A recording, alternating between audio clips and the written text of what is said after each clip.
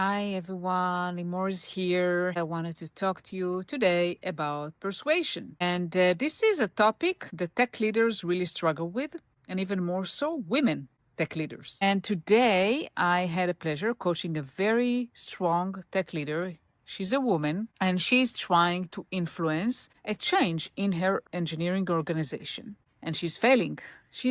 There were multiple kind of things that we talked about that I wanted to share with you. First of all, she was trying to tell people what to do.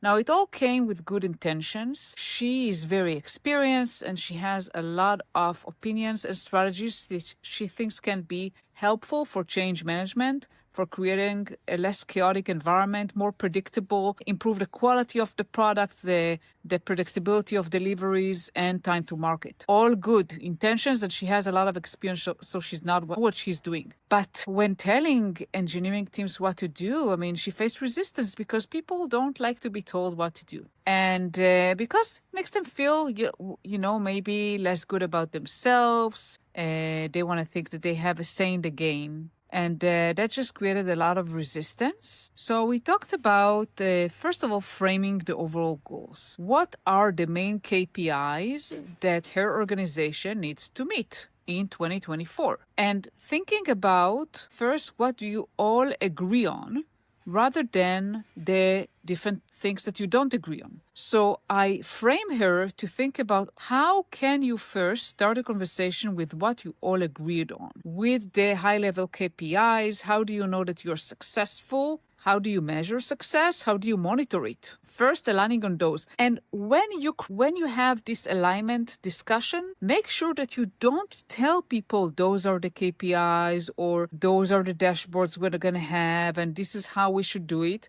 rather than having an open discussion. And be open to hear different opinions. It's important to be open because when you have a fixed kind of way of thinking and you know what needs to be done, especially in your way, it creates resistance. It also creates the feeling of the team that, they're not part of it. They're less committed also. So let them share their perspective and what they think need to be the KPIs and what they think need to be the dashboard and how to measure it and so forth. Have a discussion, open it for ideas. Once you agree on those, then you can discuss, okay, how do we get there? Instead of telling them what to do, you know what needs to be done in your way. You have your own methods that work for you, but ask them. If you agreed on the targets, on the goals, ask them, okay, now how are we going to meet those KPIs?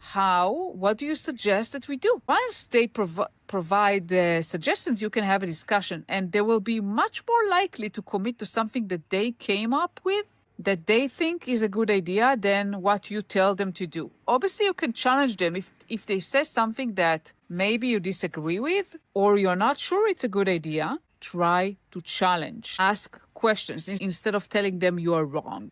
Encourage an open conversation. Last tip for today is about using the right words, terminology. It may sound silly, but there's nothing that is a bigger turnoff for an engineer than two words. You want to guess what they are?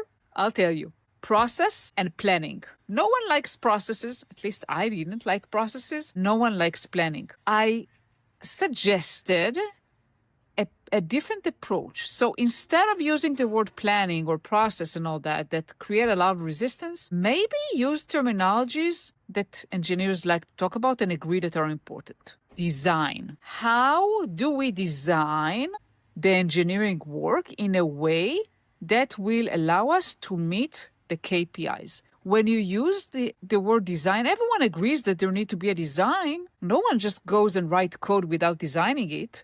So when you use the word design, the conversation is going to be started at least with less resistance. People will understand that this is something that needs to be done and need to be thought of and what should be included in the design. That's it for today. And she has some homework to do. She needs to try those strategies and see if it works. So I'm curious and I'll update you in the next video when I hear back from her if it worked and if it didn't work. So stay connected to me, follow me to hear more leadership related strategies. And if the topic of persuasion, negotiation, and communication is top of mind for you, you are welcome to join my upcoming circle that is coming up in mid-February. So I already have, I've done that several times.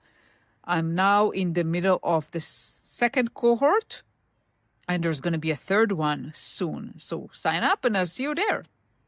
Have a wonderful Thursday, everyone. Bye.